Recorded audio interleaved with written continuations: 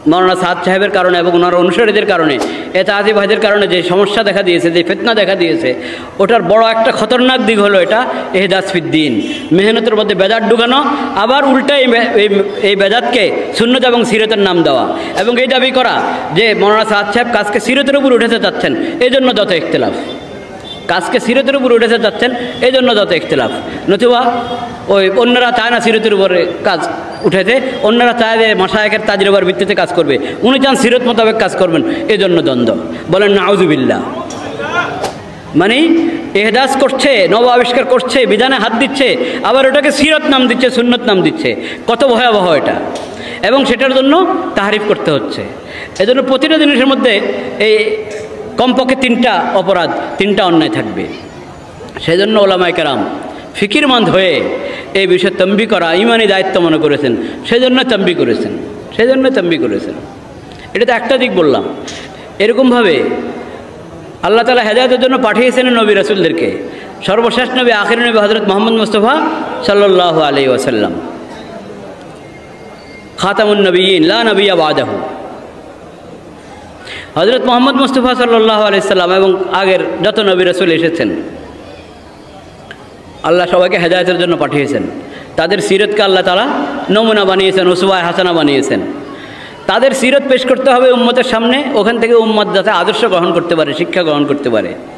মৌলানা সাদ সাহেবের একটা সমস্যা, অনেক দিন থেকে, বেশ পুরানো সমস্যা।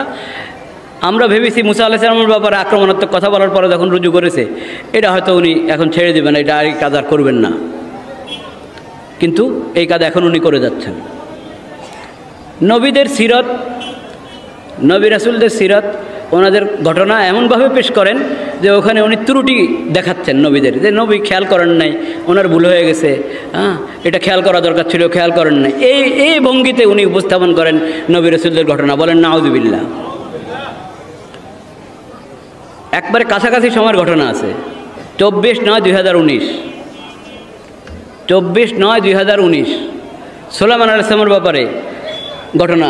সুলাইমান আলাইহিস সালামের ঘটনা যেটা কোরআনে প্রশংসা দিয়ে শুরু করেছেন আল্লাহ তাআলা, নি'মাল আবদু ইন্নাহু আওয়াব।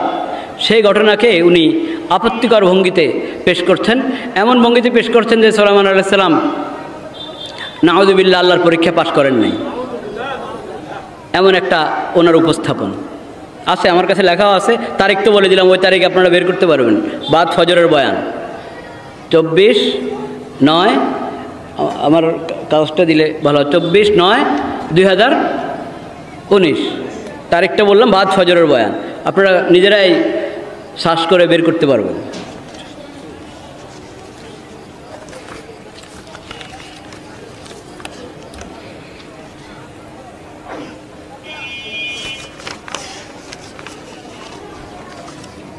চব্বিশ 9/2019 বাদ ফজর। যেহেতু আকসার ওলামায়ে কেরাম তালেব ইলম খালি উর্দু পড়ে দিলে হবে, পুরো বয়ান আছে আমার কাছে, আপনারাও পাবেন বয়ান খুঁজে। পুরো বয়ানটাই আছে, যত লম্বা বয়ান পুরোটা আছে। ওটার মধ্যে যেই খুব বেশি আপত্তিকর অংশ যেটা, সেটা পড়া হচ্ছে। अम्बिया को भी असबाब इसीलिए मिलते हैं, अम्बिया को भी असबाब इसीलिए मिलते हैं। सुनो तो सही मैं क्या कह रहा, अम्बिया को भी असबाब इसीलिए मिलते हैं, हमारी तो क्या हैसियत है। अम्बिया को भी असबाब अल्लाह इसीलिए देते हैं, सुनो गौर से, अम्बिया को भी अल्लाह असबाब इसीलिए देते हैं कि देखना चाहते हैं कि इस वक्त या इस सबब कि इस वक्त ये इस सबब की वजह से मुझे याद रखते हैं या सबब की वजह से मेरा हुक्म ज़ाय हो जाता है। असबाब इसीलिए देते हैं, अम्बिया को भी अल्लाह असबाब इसीलिए देते हैं कि देखना चाहते हैं कि इस वक्त ये इस सबब की वजह से मुझे याद रखते हैं या सबब की वजह से मेरा हुक्म ज़ाय हो जाता है। सोचो तो सही, सुलेमान अलैहिस्सलाम को ऐसे घोड़े दिए अल्लाह ने, ऐसे घोड़े नादिर व नायाब जो कभी ना इससे पहले रहे और ना इसके बाद भी कभी हुए। ऐसे घोड़े बड़े खूबसूरत हवा में उड़ते थे सवार को लेकर, इतने कवि कि हवा में उड़ते थे, समंदर में तैरते थे और ज़मीन पर दौड़ते थे। बड़े खूबसूरत घोड़े। सुलेमान अलैहिस्सलाम इन घोड़ों को देखने में मशगूल हो गए, सुलेमान अलैहिस्सलाम इन घोड़ों को देखने में मशगूल हो गए, घोड़ों को देखने में मशगूल हो गए। सुलेमान अलैहिस्सलाम घोड़ों को देखने में मशगूल हो गए और ऐसे मशगूल हुए कि असर की नमाज़ कदा हो गई और सूरज डूब गया घोड़े देखने में। अल्लाह ने बनाया, अल्लाह ने कैसे बनाया, अल्लाह ने ऐसे बनाया बात ये कि अल्लाह ने जो कुछ बनाया है, अल्लाह ने जो कुछ बनाया है वो बने हुए का तासुर पैदा करने के लिए नहीं बनाया, बल्कि बनाने वाले का तासुर पैदा करने के लिए बनाया कि इससे बनाने वाले का तासुर पैदा हो। बस कुफ़ार वो हैं जो बने हुए से मुतासिर होते हैं, और मुसलमान वो हैं जो बनाने वाले से मुतासिर होता है। बना हुआ बनाने वाले के तारुफ़ के लिए है। इस वक्त अल्लाह को याद करते, इस वक्त अल्लाह को याद करते उनको देखने में मशगूल हो गए, और असर की नमाज़ कदा हो गई। देखा वक्त, अरे असर नहीं पढ़ी, इतना गम असर की नमाज़ के कदा होने का। तलवार मंगाई और सारे घोड़े काट कर ख़त्म कर दिए, कोई बाकी नहीं रखा कि उनकी नस्ल ही ख़त्म कर दो, इसलिए कि इन घोड़ों को देखने की वजह से असर की नमाज़ कदा हो गई।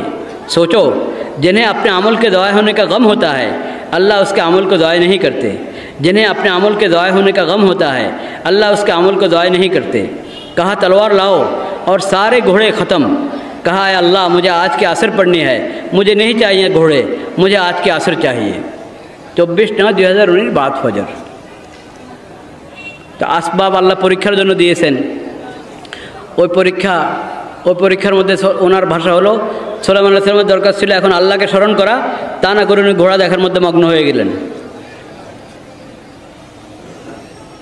আল্লাহকে স্মরণ করা দরকার ছিল, দুইবার বলছেন আল্লাহকে স্মরণ করা দরকার ছিল, এখন আল্লাহকে স্মরণ করা দরকার ছিল, কিন্তু উনি ঘোড়া দেখতে ব্যস্ত হয়ে গেলেন। সুলাইমান আলাইহিস সালামের এই ঘোড়াগুলো, ওইগুলো আল্লাহ রাস্তার ঘোড়া ছিল না? এগুলো তো আল্লাহ রাস্তার ঘোড়া ছিল নাকি? দুনিয়াদারদের দুনিয়ার ধন সম্পদ যেমন থাকে দুনিয়াদারদের, ওইরকম ঘোড়া ছিল সুলাইমান আলাইহিস সালামের? কথা বলেন না কেন? সুলাইমান আলাইহিস সালামের ঘোড়াগুলো আল্লাহ রাস্তার ঘোড়া ছিল না?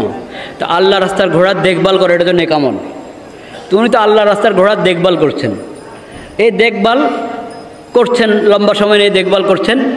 এর ভিতরে ওনার ওই দিনের ওজিফা, কোরআনে তো জিকিরের কথা আছে, কোরআনের শব্দ তো হলো জিকির। ওই দিনের যেই জিকিরের ওজিফা সেটা থেকে গেছে, সেটার জন্য সুলাইমান আলাইহিস সালামের আফসোস হয়েছে। উনি নিয়েছেন, এক তফসির আছে ওই জিকিরের দ্বারা উদ্দেশ্য আসরের নামাজ শুনি, সেটা নিয়েছে। কিন্তু তফসিরওয়ালারা বা কোরআনের মধ্যে কে কথা বলেছে যে এটা আসবাবের পরীক্ষার মধ্যে সুলাইমান আলাইহিস সালাম সফল হন নাই, এবং উনি এই আসবাব দেখতে গিয়ে খালেকা আসবাবকে ভুলে গেছেন। মুসলমান তো জিনিস দেখে জিনিসের বানানোওয়ালাকে দেখার জন্য, কিন্তু সুলাইমান আলাইহিস সালাম তো জিনিসের মধ্যে মগ্ন হয়ে গেছেন। জিনিসের বানানোওয়ালা যিনি, ওই আসবাবের বানানোওয়ালা যিনি, তার জিকির তার ইয়াদের কথা ভুলে গেছেন। এ হলো ওনার উপস্থাপন।